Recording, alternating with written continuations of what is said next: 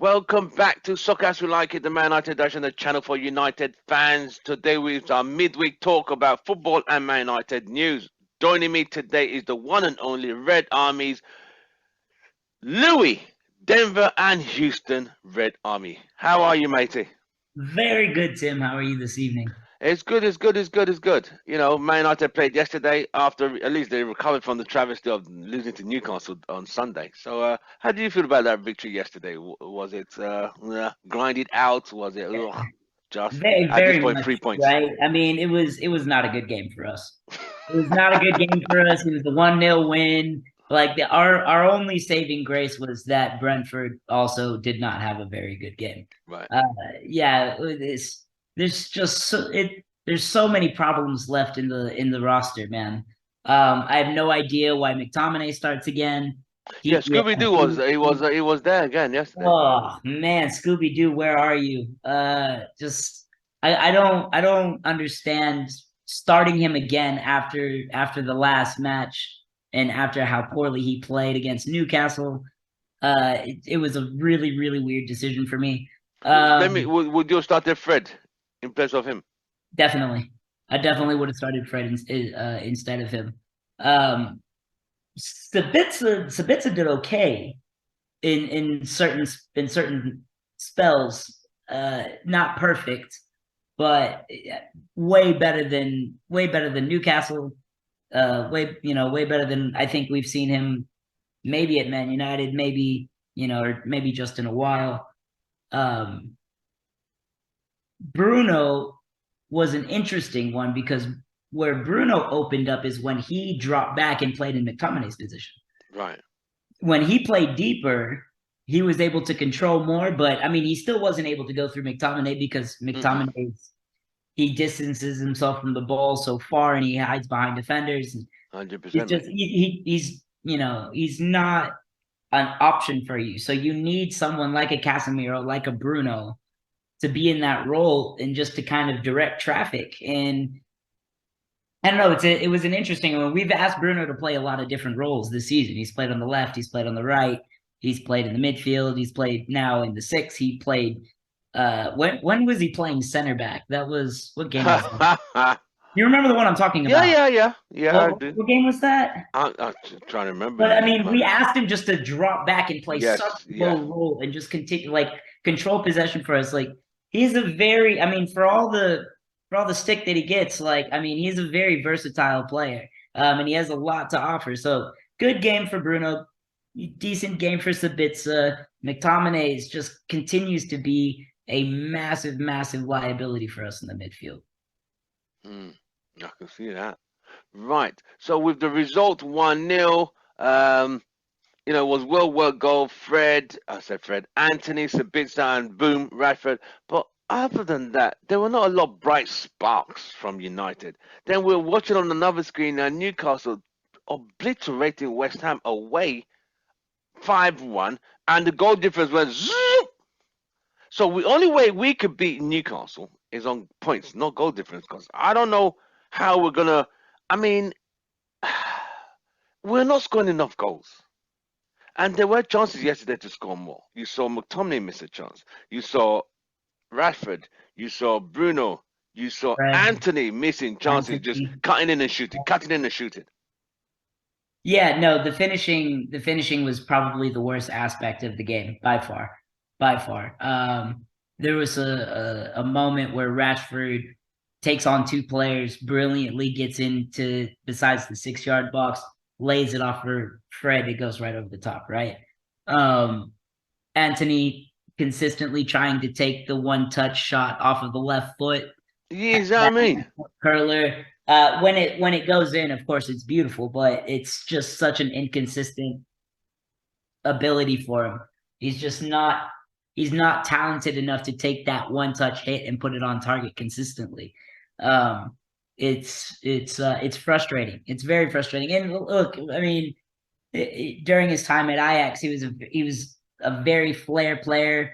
His highlight reels are of him, destroying defenders 1v1 and having all these types of tricks and skills. Um, it's a different beast in the Premier League, and he just hasn't adapted yet. the pressure's higher, it's faster, it's more physical. It's just he's really, really struggling to find his place. Do you think? Sorry. Do you think he by next season would have found his grind? I don't. It's hard to say, right? I mean, you don't know when that player is going to hit their stride. You would really like to say, yeah, after his first season, maybe he'll get a feel for it, and maybe he'll turn it around. Sancho is someone I would compare it to. Rather, you've come into this league from what is considered a less competitive league, where you were known for taking players 1v1, getting past the fullbacks into the 18 and scoring goals from these types of angles. And in the Premier League, you struggled. Maybe the problem is different. Maybe one was more of a mental health issue, and the other one is just an arrogance issue. I'm not exactly sure. It's what it looks like. It's good for players like that to be arrogant and to be selfish. Yes. Like you need that quality But in it your also comes with confidence. confidence and just overall skill. The players that he was doing these moves on in the Eredivisie are not the players that you're doing it against in the Premier League. It's a different beast. They would break his legs for him out here. It's kind of what you fear, right? You fear him trying to do something obnoxious, and then just that hard 2-footed tackle comes in, and now we're down another player for 6 months. Right. I wonder if he has the ability to adapt his game the way it needs to be. And he can still have the flair and he can still have the confidence, but he's got to learn how to apply it properly. Right. So with all that what happened yesterday, the chances missed, the not being clinically enough in front of goal, relying on Rashford, it just felt. And the chance they had to come to, he had to save the opportunity of his crown jewels. Definitely. Yeah. But are you concerned that we are not scoring enough goals?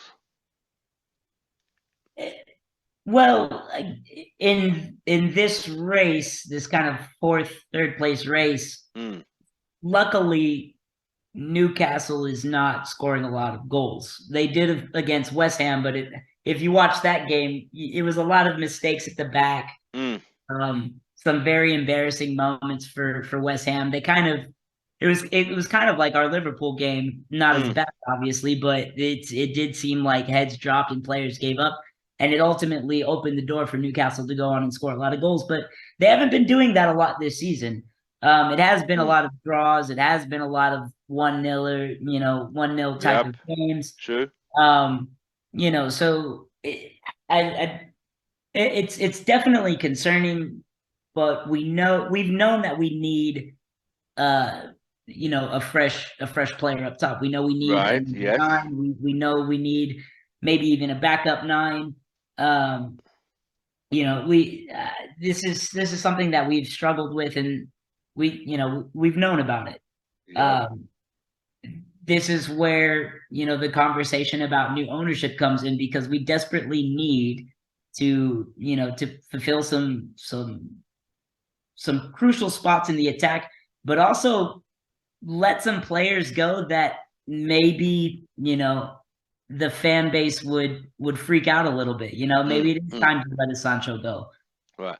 I was going to discuss that with Sancho now.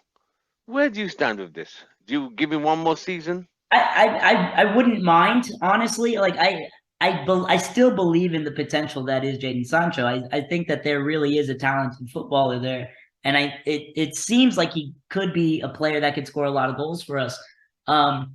If we did decide to move him on and we sold him this summer, I'm not losing sleep. No, I don't think this summer. I think probably next summer is going to be like his last shot. Possibly, if we, it kind of depends on if the right offer comes too, right? If someone is willing to, to offer a decent price, maybe you do let him go, and then it opens you up to, look at a Victor Osimhen and these types of players. It's he's really, really on the fence. If he doesn't want to go Mm, at the end of the season, he's mm, got to at least give a reason. He's got to right, give a reason for the staff to want him around. right, He needs to start. He needs to start producing for us. He needs to start creating for us off of the wing. It's just in the attack. He is a very there's no threat there. You know, right, it's definitely not the player that we were expecting when we signed him. right. So as it is, with Sancho, I feel I mean, comparing Sancho and Anthony, Anthony's first season, I think Anthony's even done well than Sancho done in his than Sancho who's been here coming on third season now. You see what I mean? Anthony has had he's had some very bright moments. I mean, he scored in his debut. You know, he scored against Barcelona. He's had some really, really great moments for us. And Compared to Sancho. compared to Sancho, I'm trying to remember how his first season went. He It's was under Ole. Ole kept. You see, after chasing him down for so long, Ole mhm. wasn't even playing him. He was just like, huh? Right. He didn't play very much, and then of No, course he had his 3 month hiatus. You know, where and look, I understand the the mental toughness of the modern footballer. I understand that that road is not easy. And honestly, fair to him for going and seeking the help that he needed. right, But you know, at the same time, it's just not. There's no precedent for it, right? It's not something that you know a lot of fans know how to react to. right, Um, he was, you know, it's from a financial standpoint, it's we paid 80 some odd $1 million for you and you're not playing football for us for 3 months. You know, from you know, from a game aspect, that's goals you're not scoring, that's chances you're not creating.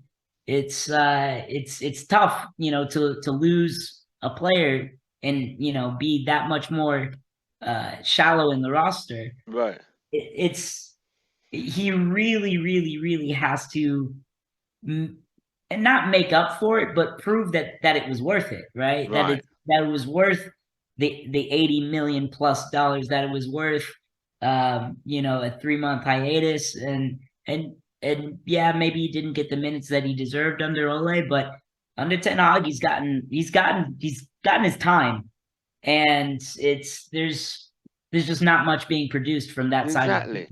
He was brought to create, unlock defenses, kind of. You know what I mean? It's kind of like on every match. I'm rating him like a 4 or 5.5 or 4. I've not seen a man. He was out of this world. He was fantastic. It's just not that. But you look at the Dortmund Sancho. It was like every week he was the star. But is it the German league? Is I don't know. I think it's pressure, like you said, it's mental toughness, and it's also um the fact that Premier League is much faster. You yeah. know, I don't know, but we'll see how that goes. But I think next season is his last chance. I think after next season, I think he's done. He's out if nothing changes. Yeah, You know? he's got to make some big strides. He's really, really got to step it up. I'm trying to see how many goals he scored this season. Let's Um, see.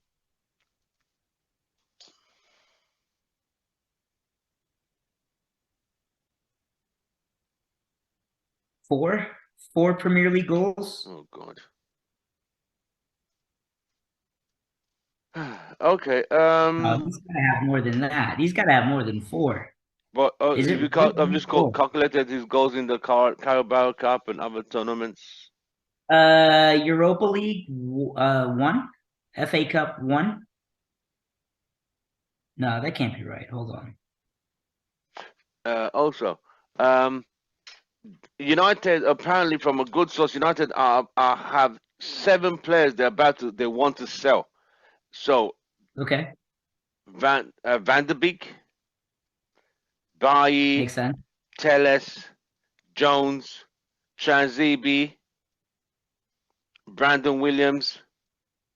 Maguire and Martial and Lindelof.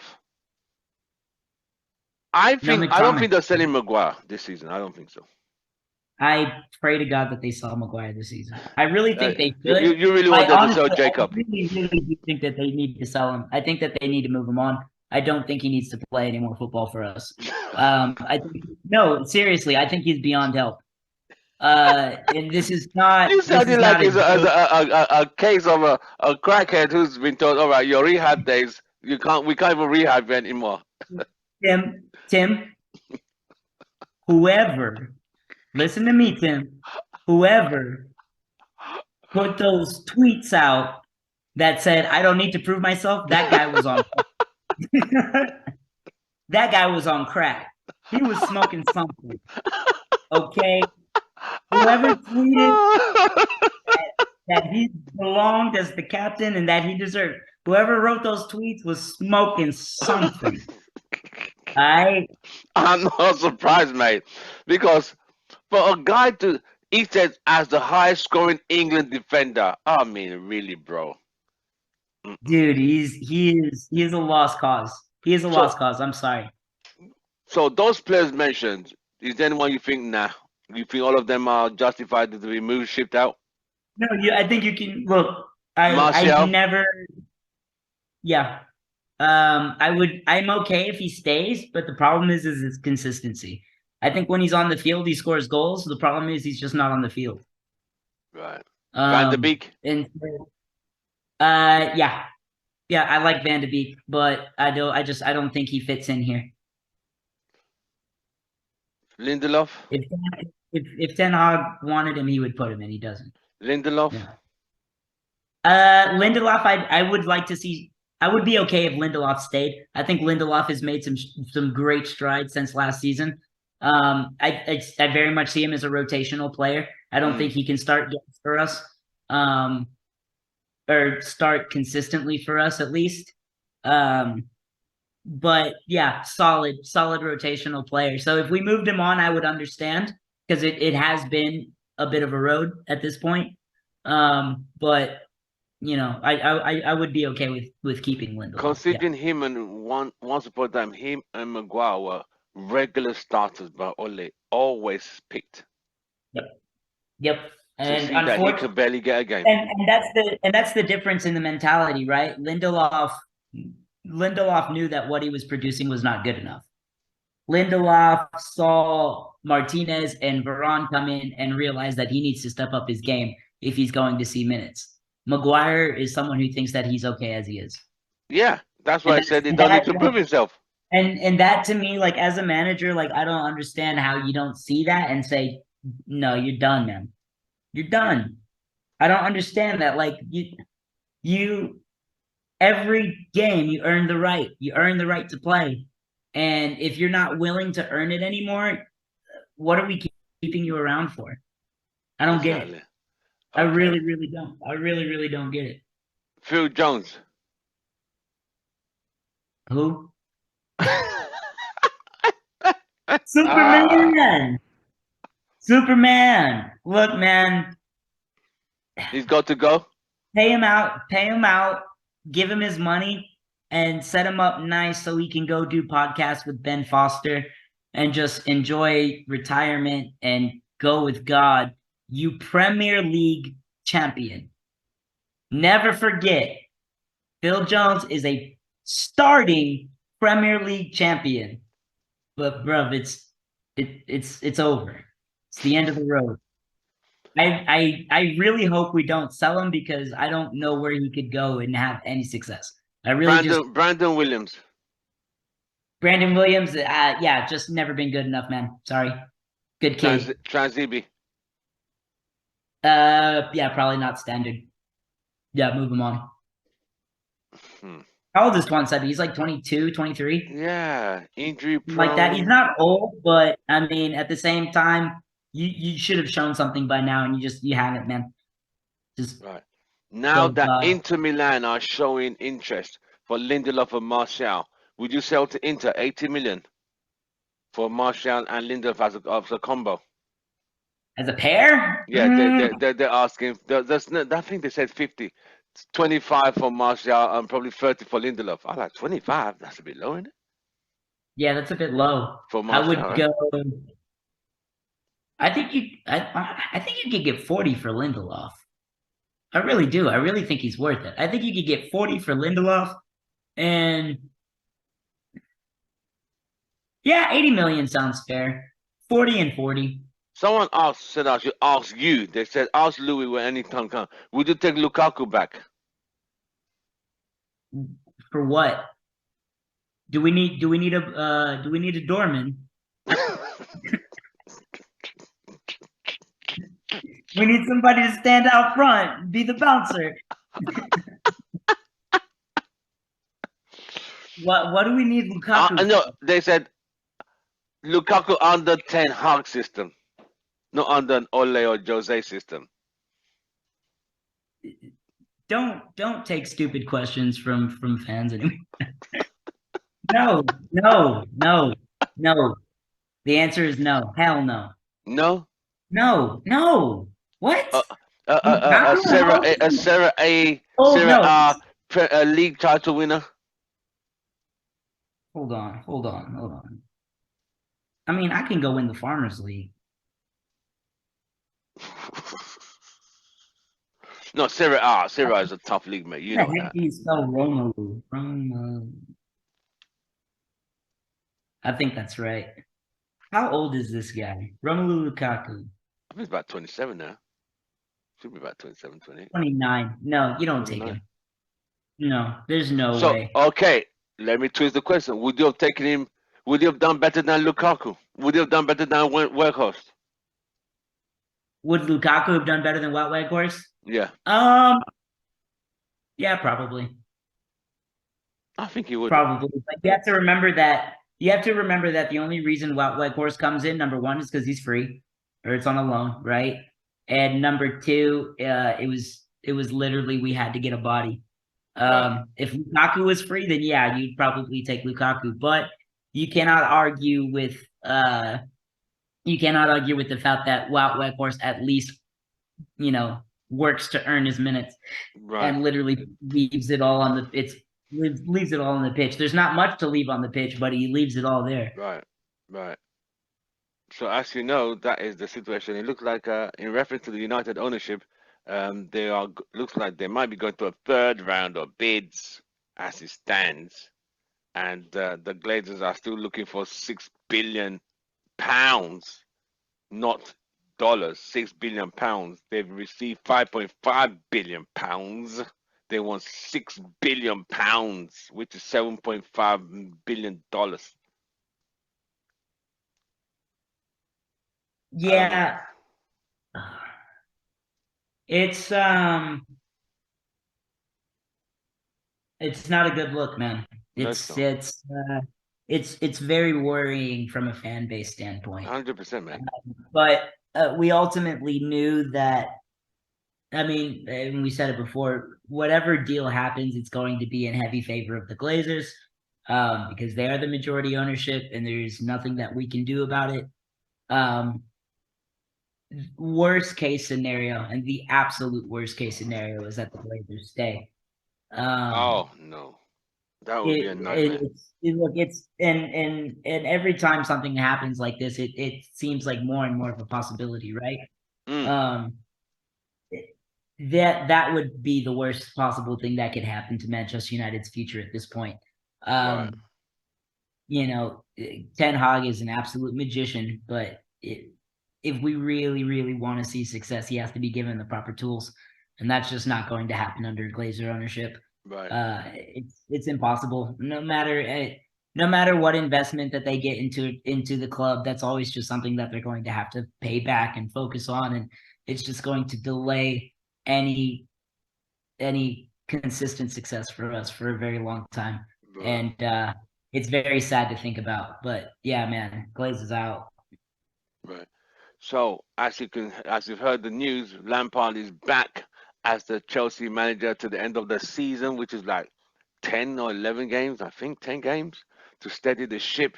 Can he manage it? Can he manage these big stars now? Potter got fired after Tuchel.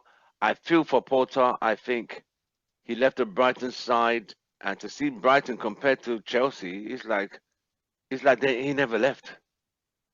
It's like they never made a. You would have thought with a new Brighton manager, they would have gone backwards. They are ascending further up, despite losing the manager, because they have a system with the players understand, and everyone knows each other, knows what each other is expected of. You see what I mean? Potter Chelsea's developed something individually very. based in Chelsea's kind of based on individual stars, trying to figure out okay, okay, and can Frank the man bring them back? What's your thoughts? Yeah, Potter developed something very, very special at Brighton. A team that is a lower side that didn't have much money, that didn't, that couldn't bring in the stars. He very much developed a system that played to the strength of the players and that played a very open, attacking, very attractive style of football. I very much enjoy watching Brighton right now, and I have for like the last 2 years. It's nice to see the way that they play, and it's nice to see that they're continuing with their success. Chelsea continues to get it wrong, man. I can see that. They continue to get it wrong. They got it wrong with Lampard the first time. They got it wrong with Tuchel. I think Tuchel should have stayed. I Of think they course, got rid of him too quick. of course, he I should mean, have. the new man, the That was, ownership, kind of. yeah, that was. Look, you can't. There has to be an understanding between the owner and the manager and the board and these kinds of things. Like these people Right. have to be able to respect and work with each other. I get that aspect of it.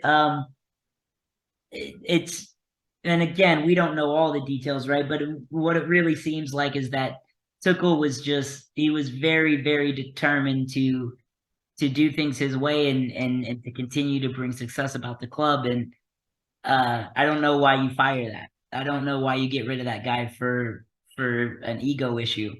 Or Right. Then there's Brendan Rodgers. yeah, I mean it really didn't make sense. But honestly, to turn around and fire Graham Potter after 6 months, it's another failure by the club. It's another failure by the ownership. I mean, good for us. I mean, if they keep going down, I'm happy. I don't care. But I do really like Graham Potter, and I really kind of wanted to see him, at least have some success. But I mean, I wouldn't have fired Tuchel, man. It's very difficult to understand what the vision is for the club. And Right. I know their fan base is pissed because I mean I'm friends with a lot of them for some reason. But I mean you can't have a ship without a captain, man. And when the captain's continuously changing, I mean it happened here. It happened here for 9 years. And yeah, it's going to take a long time, I think, to get back to just where Tuchel had it. Right. And maybe they'll get Nagelsmann. And I think Nagelsmann is a fantastic coach. I hope they don't get Nagelsmann, but it wouldn't be a bad place for him to end up. Right. So Brendan Rodgers left from Leicester. Then Conte left from Spurs.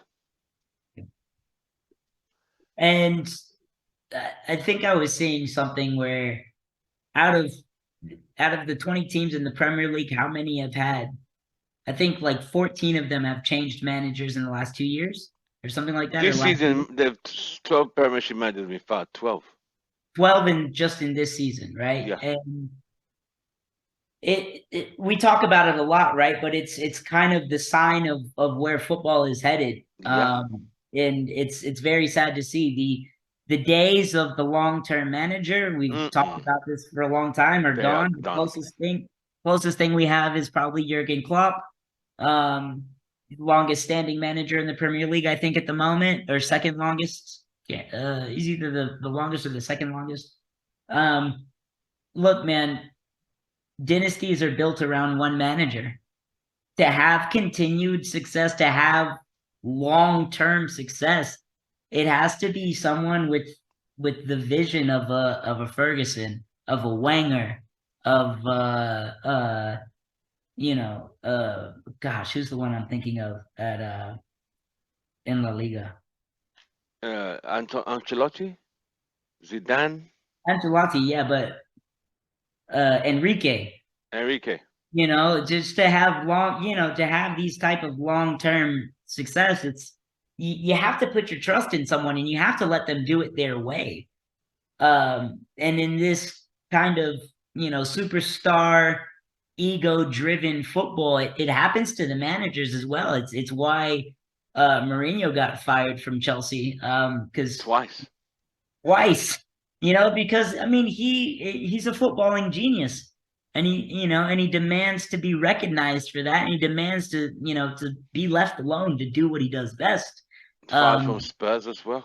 And yeah, and Fired from Man United. these owners are just not willing to let these types of managers manage this style. But what they're sacrificing is long-term success. They're successful for a season, maybe two, but the league leader changes so frequently, where it used to not, and maybe that's better. Maybe that makes it more competitive. But I don't think it's great for the development of football long term. Right. Okay. I mean, Conte's one for Spurs. I think about 3 weeks ago, he was complaining about the players being lazy. Yep. That, I think he's a passionate guy, a very passionate guy. I think he got frustrated and threw all of the players under the bus like Mourinho did. I think that was kind of the straw that broke the camel's back for the Spurs perspective. I mean, but these I don't days, think it was. should managers call players out these days? Should they call players out? And that's the thing, is like they should be able to. They should absolutely be able to. But it seems when they do, they get repercussions and consequences, just like Mourinho did when he was throwing United players under the bus. And that's where like, where Ten Hag's supposed Ronaldo rule comes in, right? Is that you have to keep players under a certain salary so they don't become bigger than the manager. It's there are very few players that you can, and I mean very few players that you can give that type of autonomy and that type of freedom to.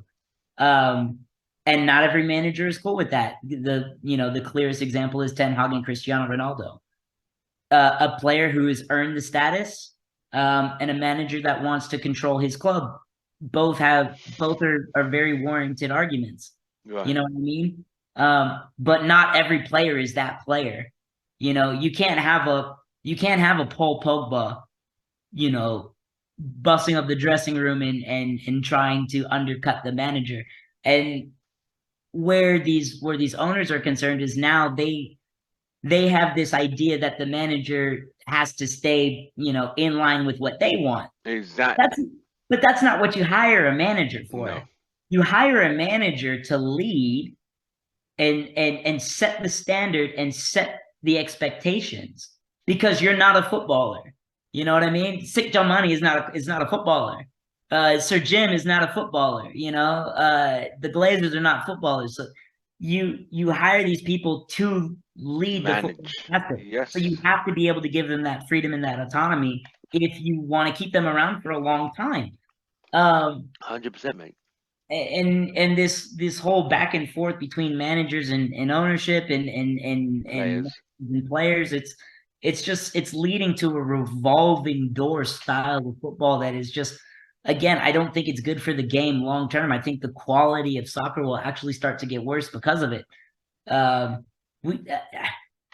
that's why I am hoping that, and it seems like those who have interest in Manchester United have also expressed an interest in Erik ten Hag and keeping him around. Right. I hope that whoever comes in allows him to be Ten Hag and allows him to make those decisions and gives them the resources that they, within reason, of course, to be able to make those decisions and have that autonomy. That is how we will get back to the glory days of Manchester United. 100%. And Chelsea right now, they're not doing a good job at that. So we're not going to see Chelsea compete, I don't think, for a little while. And I'm totally cool with that. I think Liverpool, I don't know. I think they might be able to save themselves. I think there's some changes that they need to make there, but as long as they keep Klopp, I think they're actually in an okay place. Right. Um, So as it stands, is it that a manager can't call a player out anymore, or should do it behind closed doors? So is it, if they're frustrated, they're having the passion, they're saying this player should have done this on the press conference when the adrenaline is still pumping for after that defeat.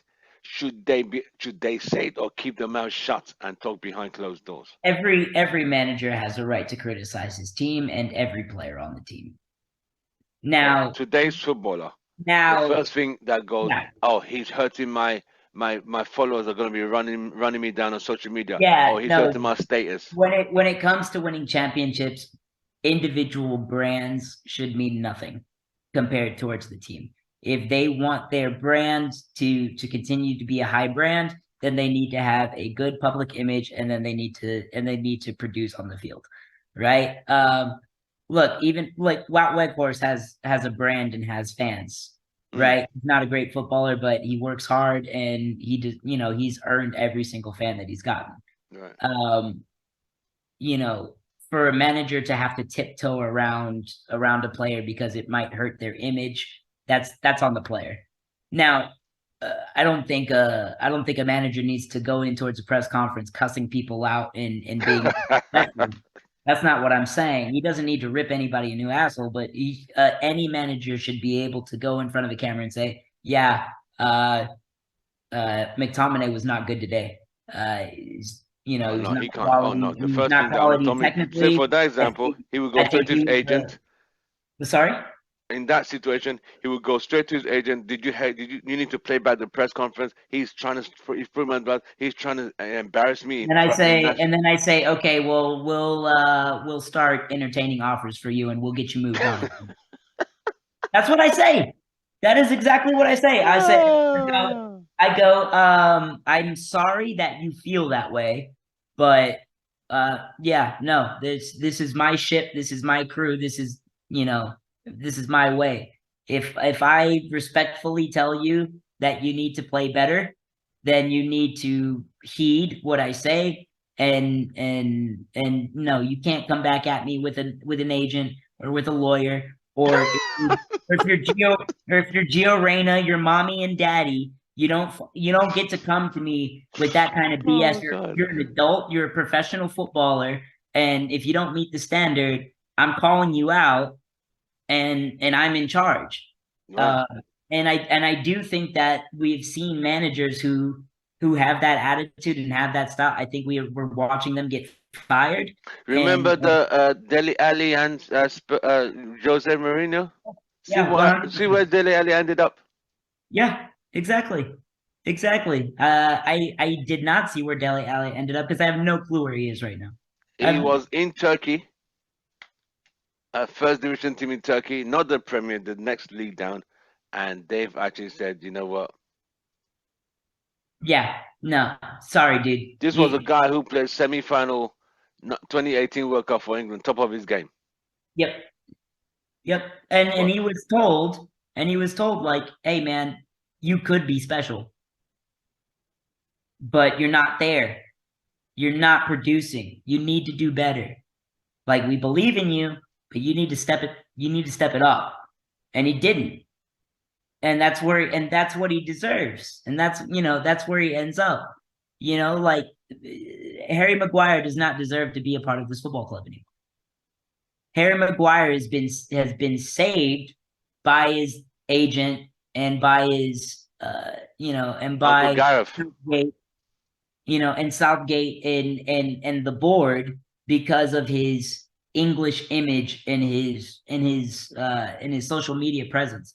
Like, no, you don't deserve to be here. Any other player that is busting their ass, like hoping one day to even have a shot in the Premier League, you don't deserve their spot, because you don't try to improve, you don't admit mistakes, you pass blame. You're supposed to be the captain, and you won't even stand up for your team. Like, no, dude, you're a joke. And Ten Hag has every right to continue to bench you, and I hope he sells you. Like, wow. On that note, Plain and simple. on that note, Louis, that was quite some. That was quite a statement there. On that note, it's been a fantastic show today with Louis Houston and Denver Red Army. Louis, thank you very much for joining us today. Our Always. midweek special, which we covered football and Man United. Our next game is the early kickoff for those viewers in Very Houston, early. Texas. Even It's earlier here 6:30 because we're a.m. an hour behind What you. time is it for you? 5:30 kickoff here. Oh Yeah. dear. So Everton, can United get 3 points? Yes. Yes. We very much should Is be it able. another 1-0 victory? Sorry, I really hope not. Look, we definitely need to step it up, especially from the Brentford game. But look, if we play about the same way, yeah, we maybe nick a 1-0, but we need to step it up. We need to step it up in some serious areas.